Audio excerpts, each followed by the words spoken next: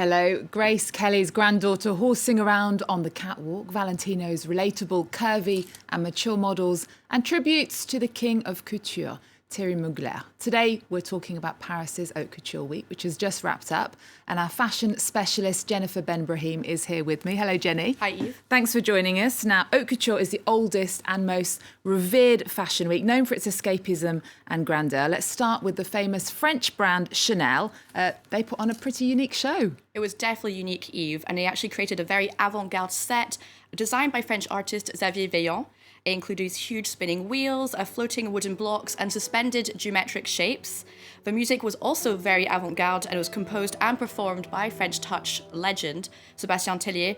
But I have to say the real showstopper was at the very start of the show when Charlotte Casiraghi, and as you mentioned, she is Grace Kelly's granddaughter, strutted, or should I say, as you can see, trotted down the runway on horseback.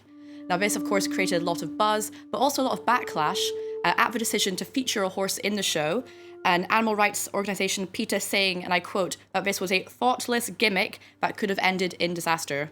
But it was certainly something that made the headlines. As well as these unique ideas put into the shows, each garment can take up to 700 hours to create. If something is labelled haute couture, it means it's one of a kind that's been custom created for a specific client. That's right, and that tradition goes back to about 150 years ago. And as you said, the work that goes into each piece is extremely impressive. Now, I was actually lucky enough to visit a brand new complex of workshops on the outskirts of Paris that really celebrates these craftspeople. Now created by Chanel, the 19M attempts to preserve these traditional techniques from millinery to goldsmithing. Take a look. The iconic bridal look of Chanel's Haute Couture collection.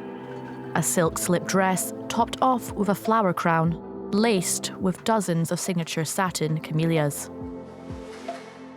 The flowers' journey onto the runway starts here, at Maison Le Marié.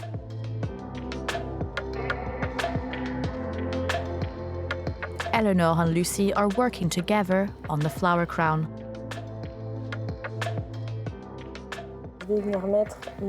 I start by heating up my tool. I'm then going to soften the petal so that I can thermoform it with the tool. I'm going to shape the petal and then assemble my petals around a pin. Le Marié, established in 1880, is just one of 11 ateliers in the 19M, the new fashion mecca on the outskirts of Paris. Its exoskeleton resembling interwoven ribbons, housing over 600 specialists. Their common thread, the preservation of its ancestral savoir-faire. It's a window into these jobs, these artisans, a window into the French fashion industry in Paris. But mainly it's focused on the transmission of this savoir-faire to make sure that these jobs, these skills continue to exist. Remember to go over where you filed. There you go. Go over it with the brush. That's it, one way, then the other. Can you see? That's bringing out the shine. Maison Gossens specializes in goldsmithing and jewelry making. Since an early age, I've loved crafting things with my father, and I've always liked the fashion world. So I told myself I should give jewelry a try and see if I liked it. Andrea is one of many young apprentices who've had the chance to be under the tutelage of Nathalie, the jewel in the crown of the atelier. She has over 40 years of experience to pass down to the next generation. School is a good way of teaching them the basics, but I often ask Andrea and the other apprentices to come and watch what I'm doing, because I learned a lot from watching my tutors.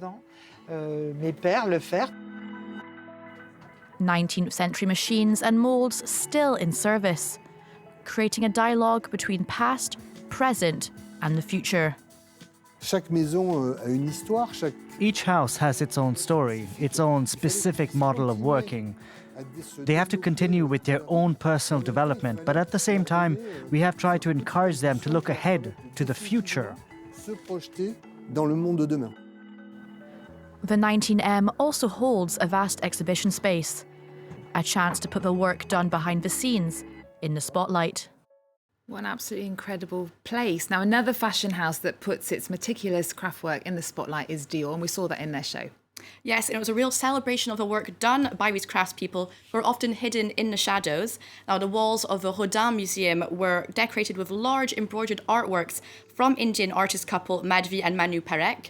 Dior also collaborated with a craft school in Mumbai on some of the outfit finishings, such as silver ribbons and crystal tassels. So would you say that after 2 years of pandemic, it was almost business as usual?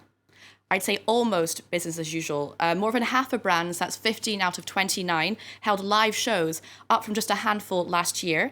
This, of course, with precautionary measures such as mask wearing, attempts at social distancing, and the vaccine pass.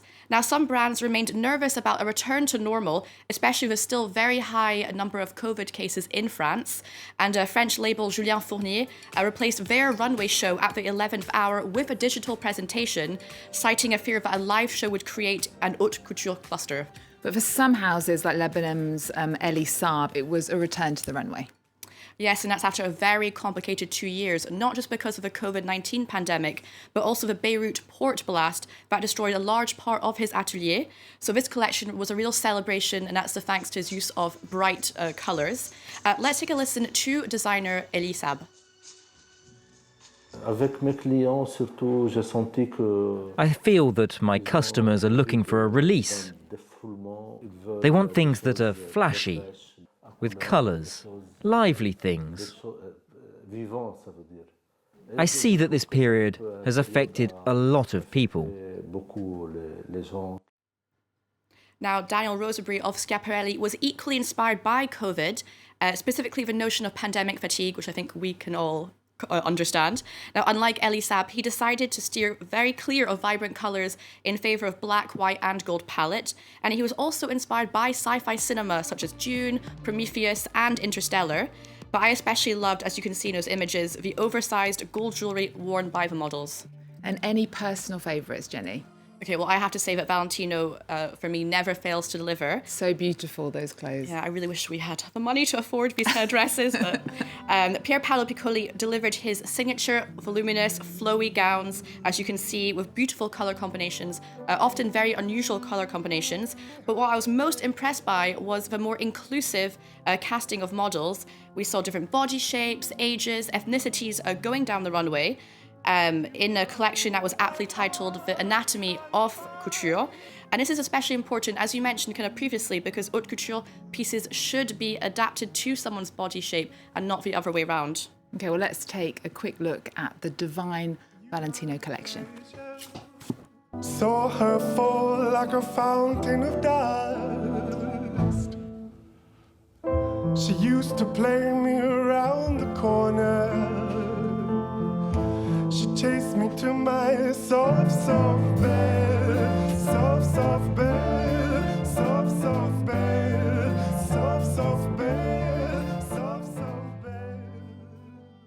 Stunning pieces there. Well, to coincide with Haute Couture Fashion Week, a huge Yves Saint Laurent exhibition is taking over 6 Paris museums. It's to celebrate the 60th anniversary of the brand's first show, as Alison Sargent reports. A dress by Yves Saint Laurent, alongside the Pablo Picasso that inspired it. Saint Laurent was one of the first to bring the museum onto the runway. At 29 years old, the French designer made a dress that revolutionized fashion, bringing one of Dutch artist Piet Mondrian's line compositions to life. It gives an added dimension to Mondrian's work because it gives movement to shapes that were created to be static. And that's really the visionary aspect of what Saint Laurent did. Clad in Saint Laurent's designs, people become living works of art. Embroidery gives this sunflower jacket the thick texture of Van Gogh's paint, while the pixelated style of this tableau by Alain Jacquet becomes a series of geometric patterns. European art wasn't Saint Laurent's only inspiration. In the late 60s, on trips to Morocco, he discovered bright colors and materials like wooden beads and raffia. Yves Saint Laurent made this dress in 1967 for the Bambara collection, which paid tribute to African art. We see that modernity is essential to him, and he found that in African art, a mix of tradition and sleek, timeless lines. Saint Laurent was also known for his long and androgynous silhouettes. He himself was a skilled illustrator, and the home he shared with his husband, Pierre Berger, was its own mini museum. Saint Laurent focused on creating a lasting aesthetic, which he saw as more important than fashion. Ce qui importe, c'est le style, c'est pas la mode, parce que la mode, avec ses folies, cette mode-là passe, tandis que le style demeure. Yves Saint Laurent's style has influenced generations of designers who continue to infuse their fashion with a heavy dose of art. So only 6 museums for us to go and visit for that exhibition. Well, we can't talk about Paris's Haute Couture week without mentioning the passing of the king of couture, Thierry Mugler. He's died aged 73. And he really inspired a generation of designers such as Francis Alexandre Vauthier. Now, like Mugler, his collections ooze sex appeal. This year, he was inspired by the folly of the roaring 20s. Now, Vauthier paid homage to Thierry Mugler, the man who gave him his first job in fashion at age 20. He's someone who gave me energy, who taught me everything. He was very precise with his work, and on top of that, he gave me courage to start my own house independently. I can never thank him enough. I almost want to dedicate this collection to him, because he had his own way of working, he taught it to me, and I've been using it ever since. There we go. We're going to leave you with some of the best of Thierry Mugler's runway collections. Jenny, thank you so much for joining us. Remember our website. We're also on Twitter, Facebook and Instagram. There's more news coming up on France 24 after this.